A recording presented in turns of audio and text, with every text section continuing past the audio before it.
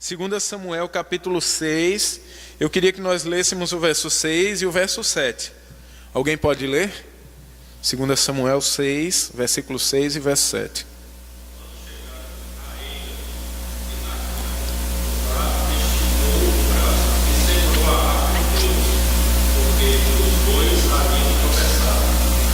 O 7 também.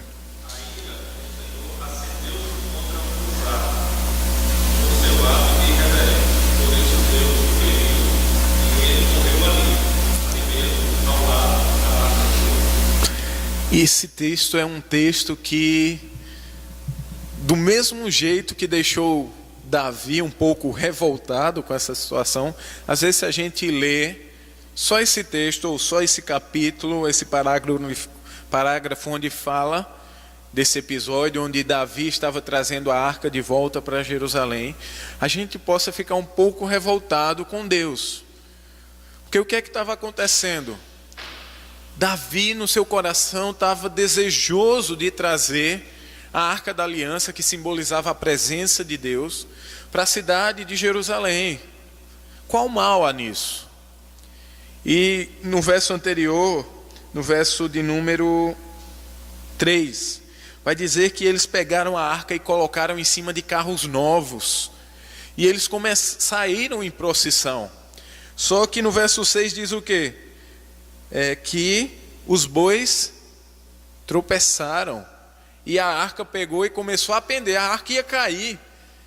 E Uzá, que estava ali acompanhando a arca, ele, nas melhores intenções, ele foi o quê? Segurar a arca. Quem não faria isso? Qualquer um de nós faria isso. Só que no momento em que ele toca na arca do Senhor, a ira do Senhor se acende e ele é fulminado, ele morre ali naquele lugar. E com isso a gente percebe, gente, que a adoração não é do jeito que a gente quer. Sabe por quê? Vá lá em Êxodo 25, e a gente vai ler o verso de número 13 e 14. Êxodo 25, verso de número 13 e 14.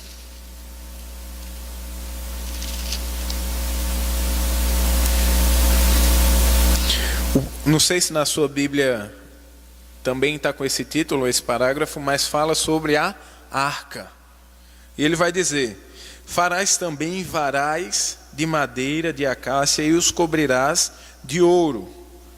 Meterás os varais nas argolas aos lados da arca, para se levar por meio deles a arca. Deus, ele estava dizendo aqui a maneira como a arca deveria ser levada. A maneira como a presença de Deus, ou a arca da aliança, que simbolizava a presença de Deus, deveria ser conduzida. Através de quê? De varais de madeira que seriam colocados em argolas que tinham nas pontas da arca, e esses varais deviam estar sobre os ombros dos levitas. Davi conhecia a palavra do Senhor.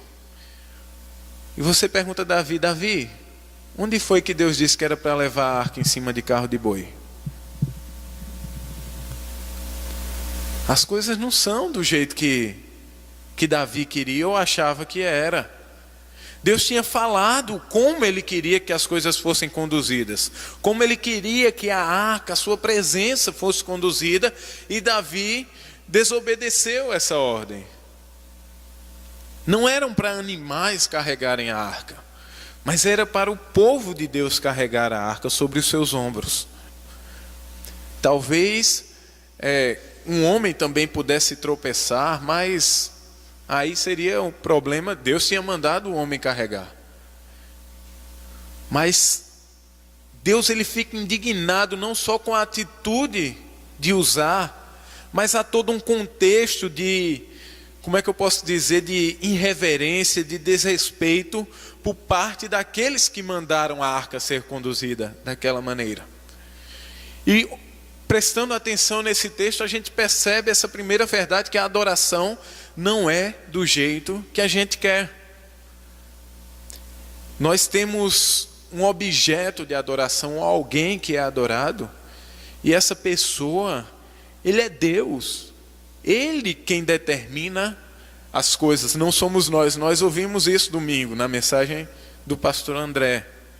Às vezes a gente tenta engaiolar Deus, a gente tenta dizer como Deus deve agir, mas, gente, Deus é Ele, não somos nós. Ele quem determina, Ele quem se agrada ou não da nossa adoração. Um exemplo muito claro disso está lá em Gênesis capítulo 4, Caim e Abel. Vai lá, caminha um pouquinho, Gênesis 4, verso 4 e 5. Muito conhecida essa história. Gênesis capítulo 4, verso 4 e a primeira parte do verso 5. Alguém pode ler? A segunda parte do 4 e a primeira do 5.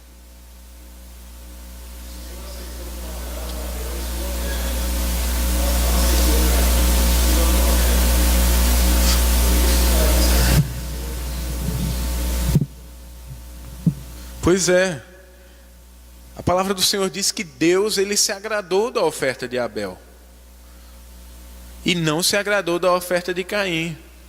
Quem tem o direito de se agradar ou não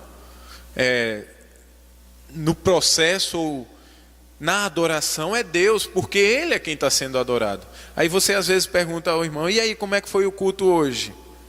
Mas não tem que perguntar ao irmão, tem que perguntar a Deus, que a gente não veio aqui para assistir um culto ou ver Ricardo cantando aqui com sua voz de aquele rapaz bem famoso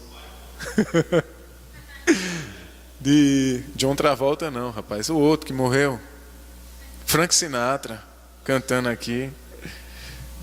A gente não vem assistir, mas o culto é algo que nós oferecemos a Deus como expressão de adoração. Então quem tem que dizer como é que foi o culto não somos nós, é o próprio Deus.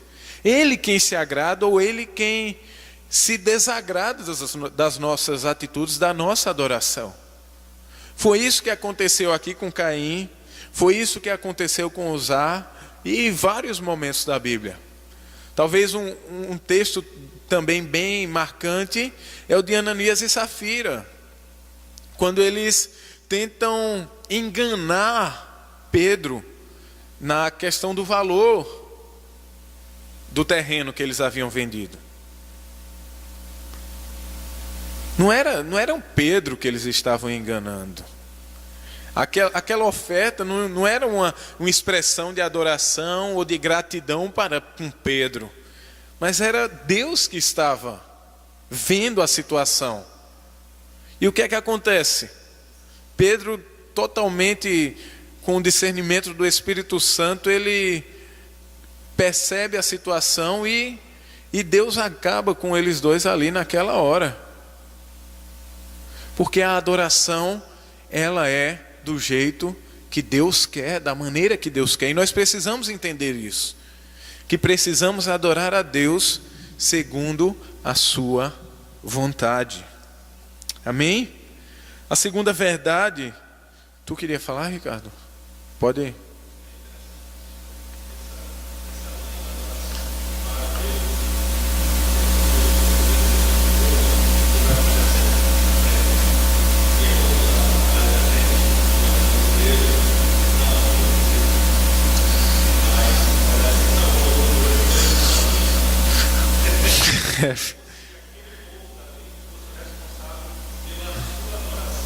É verdade.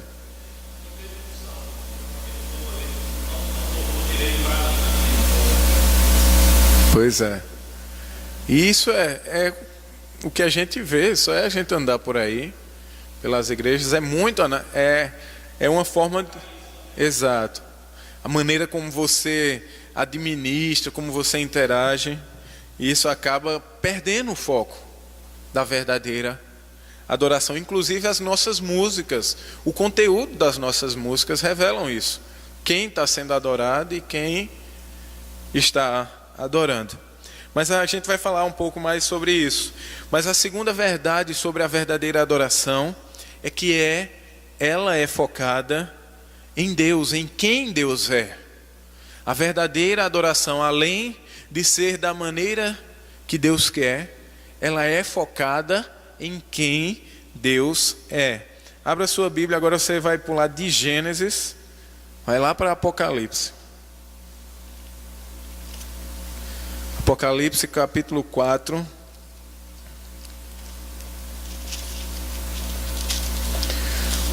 Primeiro vamos ler o verso de número 8. Diz assim: e os 4 seres viventes, tendo cada um deles respectivamente 6 asas, estão cheios de olhos ao redor e por dentro. Não tem descanso nem de dia e de noite, proclamando: Santo, Santo, Santo, é o Senhor Deus, o Todo-Poderoso, aquele que era, que é e que há de vir.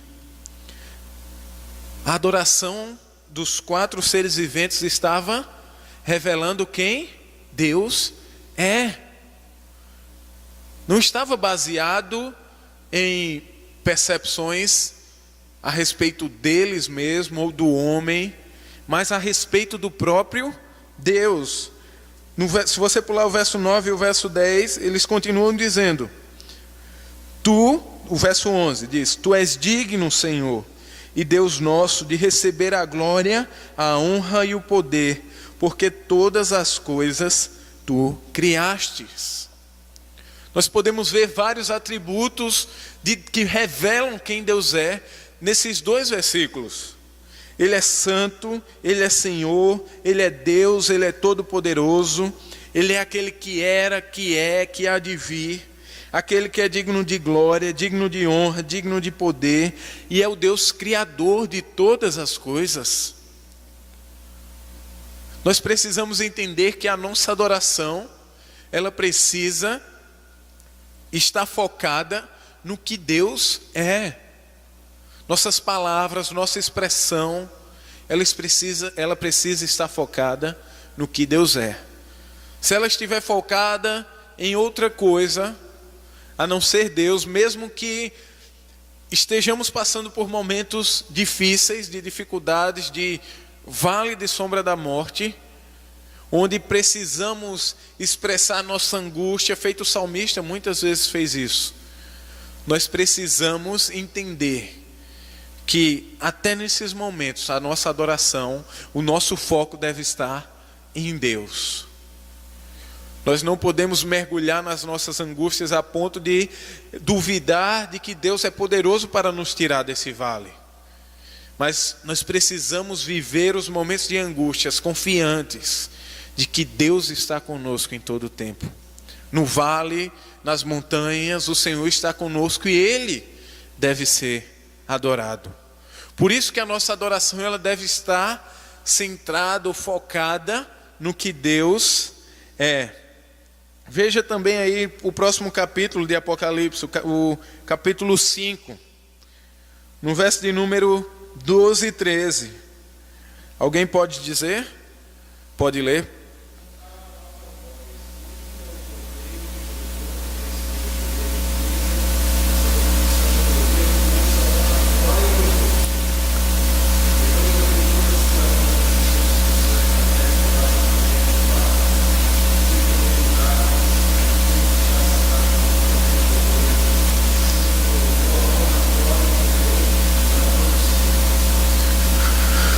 A adoração nos céus ela é centrada em Deus. Não há nada que tire o foco de Deus, e isso é o que Deus quer para a sua igreja. Nós não podemos nos deter com coisas terrenas, enquanto a nossa adoração ela deve estar focada no próprio Deus. O nosso Salvador, ele inicia o verso 12 dizendo que digno é o Cordeiro que foi morto. Ele está se referindo a Jesus na cruz. Ele que é digno, Ele que é o nosso objeto de adoração, de receber o poder, a riqueza e tantos outros atributos. E ele vai falar no final do verso 13, que ele tem o domínio, é aquele que domina todas as coisas. Ele revela outro atributo, outra característica pela qual Deus deve ser adorado, porque Ele domina todas as coisas e nada foge do seu controle. Nós devemos adorar o nosso Deus pelo que Ele é. Nossa adoração deve estar focada no que Deus é. Nossa oração, nossas músicas, nossas palavras devem estar focadas no que Deus é. E não somente isso, mas a terceira verdade sobre a verdadeira adoração é que ela deve ser expressa em espírito e em verdade. Volte aí para João, um texto muito conhecido, João capítulo 4. Jesus se encontra com a mulher samaritana. E esse texto ele é muito rico, tem muitas lições para nos ensinar. Mas qual era a questão aqui? Primeiro, Jesus ele quebra vários paradigmas. Judeus e samaritanos, aquele preconceito, aquela coisa que havia entre eles, de um não se dar bem com o outro. Jesus já começa quebrando essa primeira questão. Segundo, Jesus gastando tempo conversando com uma mulher.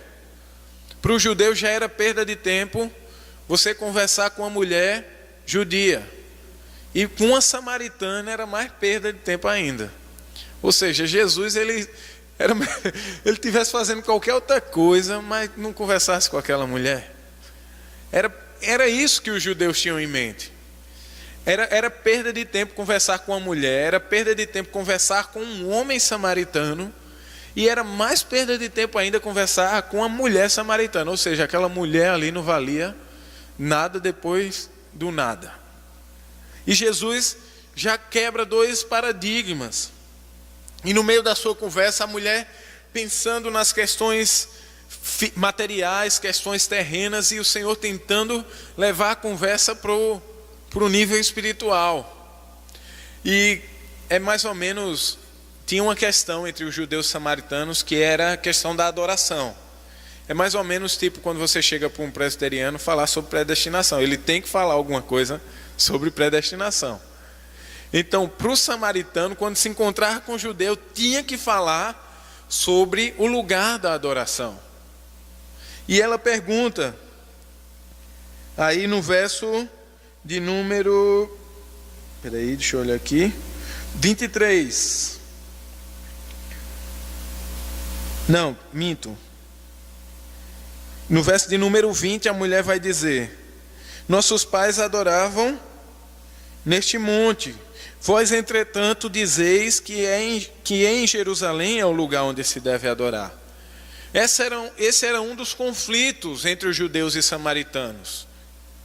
E a mulher queria começar uma discussão teológica logo com Jesus ali.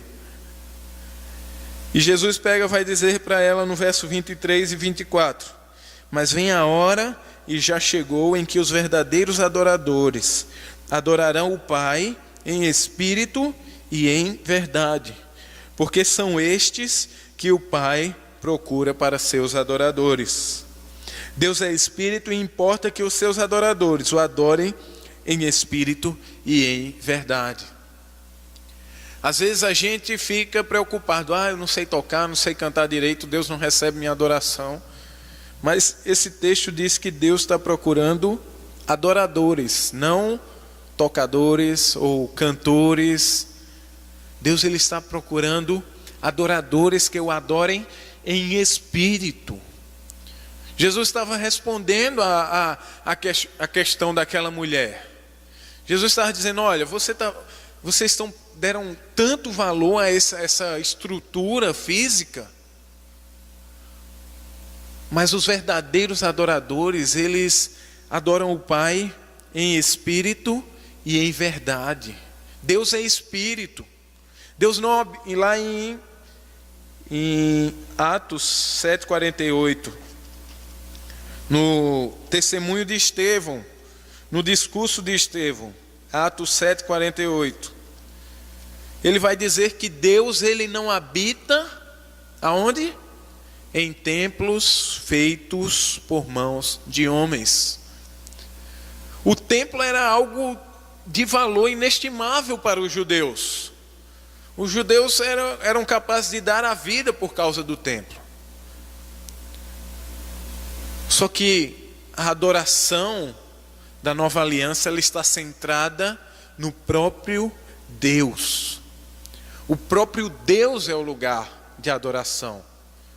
E como nós não chegamos até o Senhor, até Deus, através do nosso Espírito, através do Espírito Santo que alcança o nosso espírito, que alcança a nossa vida e nos leva a reconhecer as grandezas de Deus.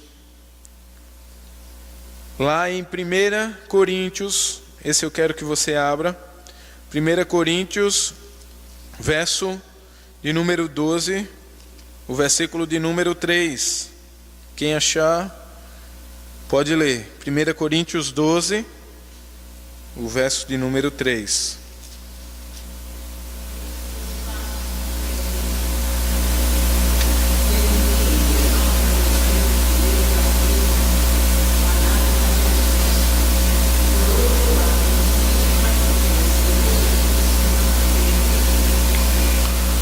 O que é que Paulo está dizendo aqui? Olha, ninguém pode reconhecer que Jesus é Senhor se o Espírito não tiver agido na vida dessa pessoa. É bem verdade que a gente consegue produzir, qualquer pessoa consegue reproduzir essas palavras.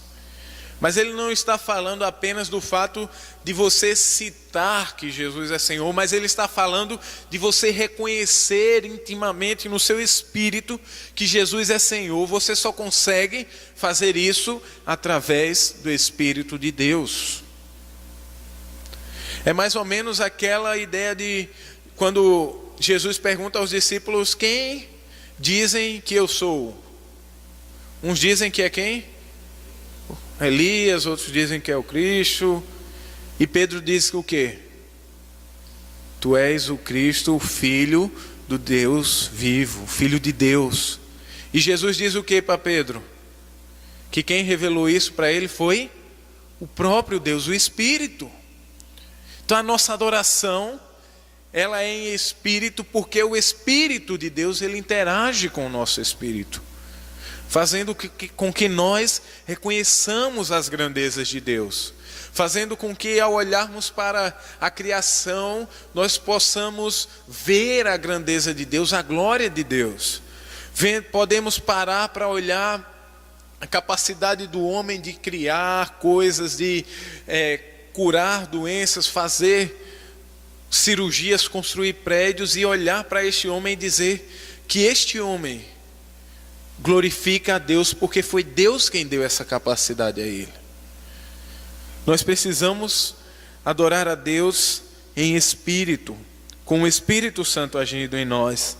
E nós precisamos também não adorar somente em espírito, mas também em verdade. Isso é muito interessante, porque essa verdade que o texto de João capítulo 4 ele traz é a verdade da palavra de Deus. A nossa primeira disciplina espiritual, a palavra de Deus. Nós precisamos adorar a Deus em verdade, porque nós conhecemos Ele. E onde é que nós conhecemos Deus? Através da sua palavra. Não existe outro lugar para nós conhecermos melhor a Deus, se não for por meio da palavra. Nós só adoramos aquilo que conhecemos. Nós só apreciamos ou admiramos aquilo que conhecemos. E nós precisamos conhecer o nosso Deus através da sua palavra. No Salmo, abra aí no Salmo, o Salmo existem textos riquíssimos de expressões de adoração. E o Salmo de número 99. Ele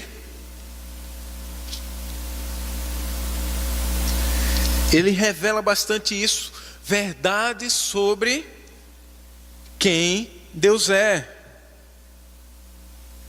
Olha o que diz: reina o Senhor, tremam os povos. Isso é até uma canção, né? Bem antiga. Ele está entronizado acima dos querubins, abalem-se a terra. O Senhor é grande em Sião e sobre modo elevado acima de todos os povos. Celebrem eles o teu nome grande e tremendo, porque és santo. És rei poderoso, que ama a justiça. Tu firmas a equidade, executas o juízo e a justiça em Jacó. Exaltai ao Senhor nosso Deus e prostrai-vos ante o escabelo de seus pés, porque Ele é santo. Só nesses 5 primeiros versos nós podemos conhecer várias verdades a respeito de Deus. E é isso que o Senhor quer de nós, que nós o adoremos pelo que conhecemos dEle. Um Deus que é justo, um Deus que é santo, um Deus que é grande, um Deus que é tremendo, um Deus que é juiz e que age com justiça, um Deus que é santo. E o salmista ele vai continuar relatando verdades a respeito de quem Deus é. E nós precisamos adorar a Deus em espírito e nessas verdades. A Bíblia é o manual perfeito da adoração a Deus. Você quer adorar sem ter medo de sua oferta ser rejeitada? Olhe para a palavra de Deus. Olhe para a palavra de Deus. Nela está contida todas as instruções para que no nosso momento de adoração, nossa adoração seja recebida pelo Senhor. Nós precisamos adorar a Ele em espírito e em verdade. Mas a quarta coisa que nós precisamos entender, que a verdadeira adoração ela envolve a nossa vida.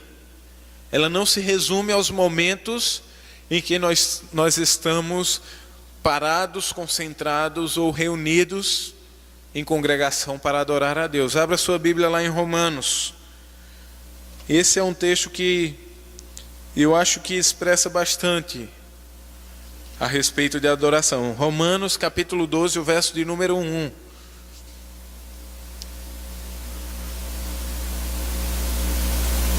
Romanos 12, capítulo 12, versículo número 1.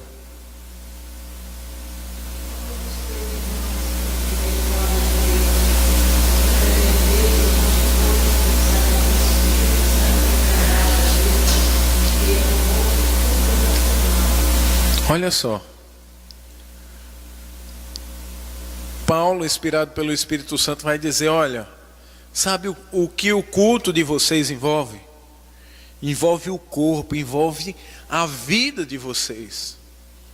Aí a gente tem esse costume de separar, né?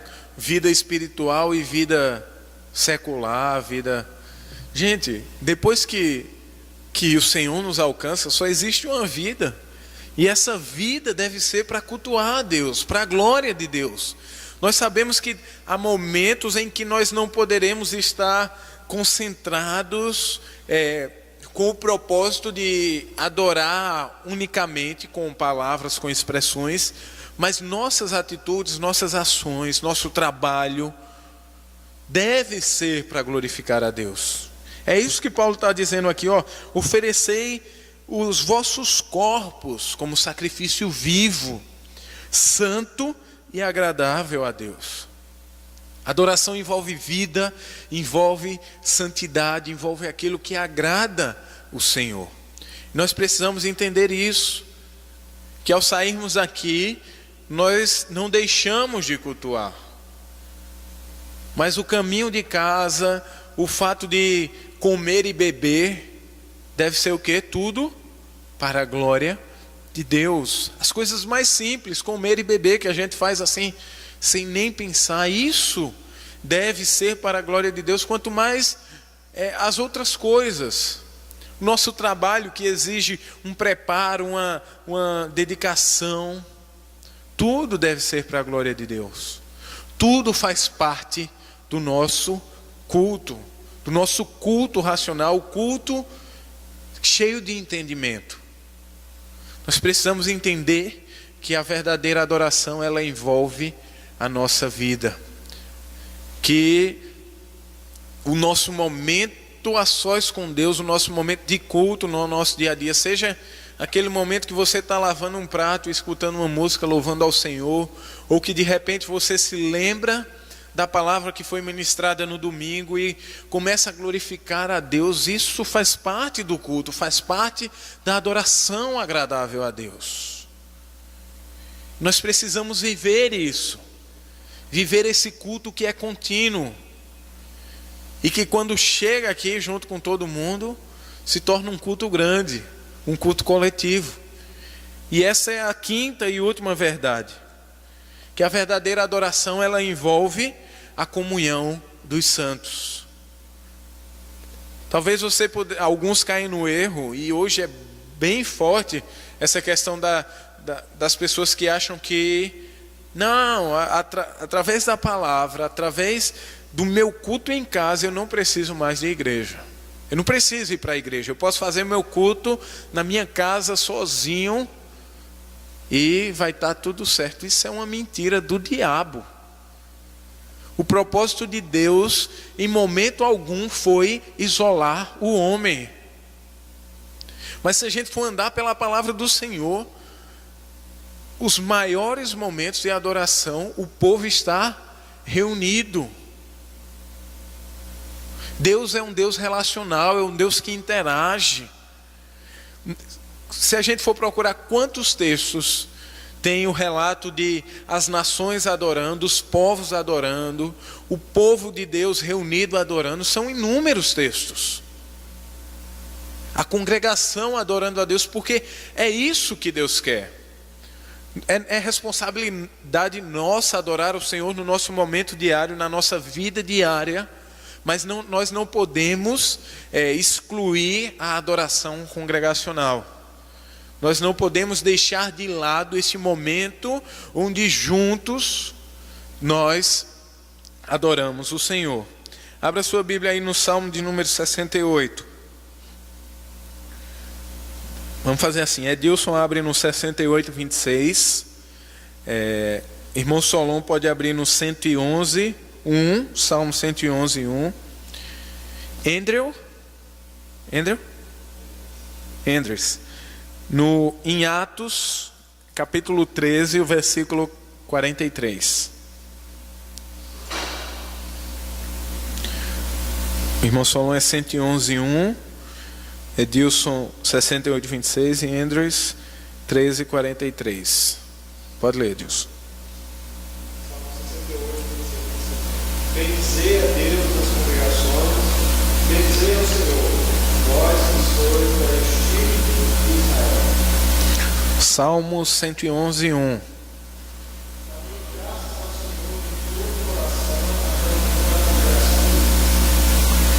Atos 13, 43.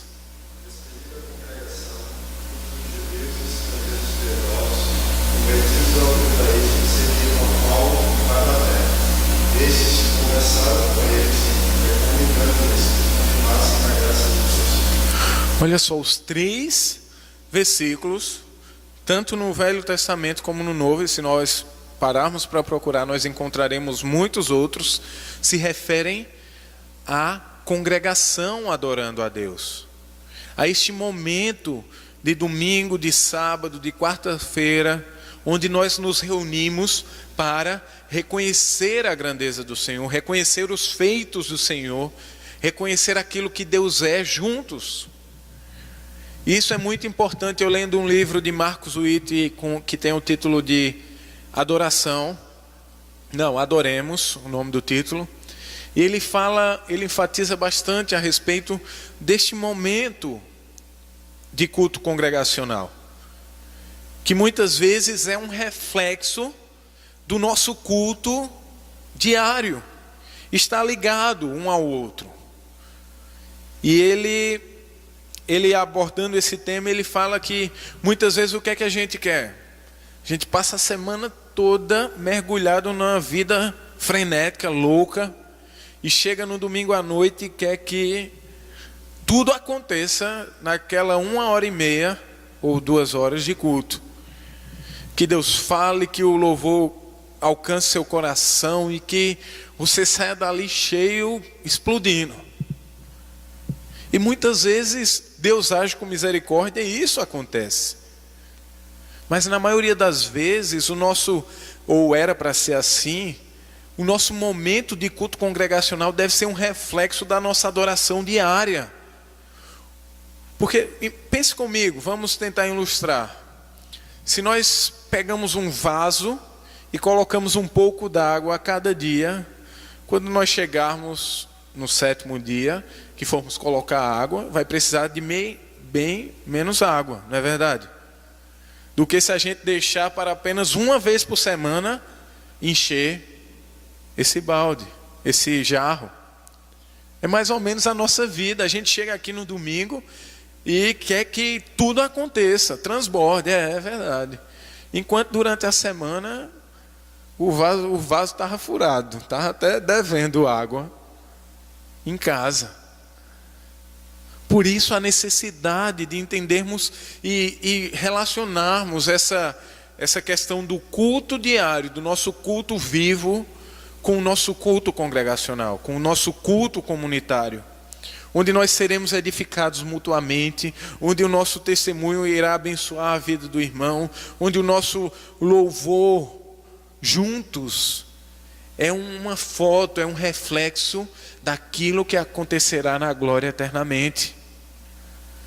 No céu você não vai estar adorando a Deus sozinho, não.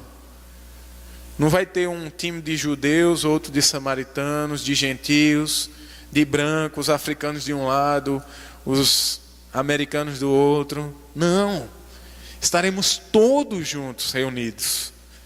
Todos em uma só voz declarando quem Deus é. Que maravilhoso. Edilson disse que foi... Vou usar o testemunho dele, ele já não vai poder pregar mais esse exemplo quando for pregar. Ele disse que nos Estados Unidos ele visitou uma atividade da igreja onde estavam reunidos várias igrejas, não é isso? E pessoas de vários lugares. Os Estados Unidos é um país que tem essa característica. Lá tem gente de todo mundo, até país que não existe tem gente lá. Você vê de todo canto. Eu tive dificuldade de identificar um americano de verdade, porque é muita gente.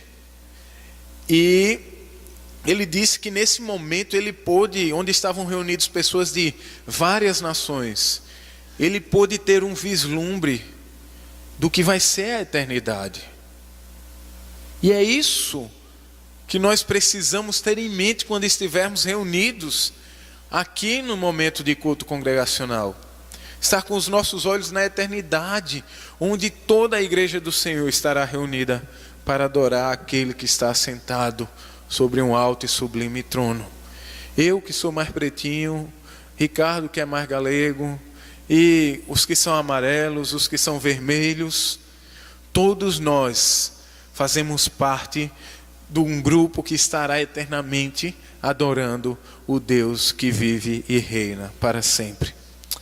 Que nossa adoração ela possa ter essas cinco verdades em mente. Nós precisamos adorar a Deus como Ele quer. Nós precisamos adorar a Deus focados no que Ele é. Nós precisamos adorar a Deus em espírito e em verdade. Nós precisamos adorar a Deus com a nossa vida.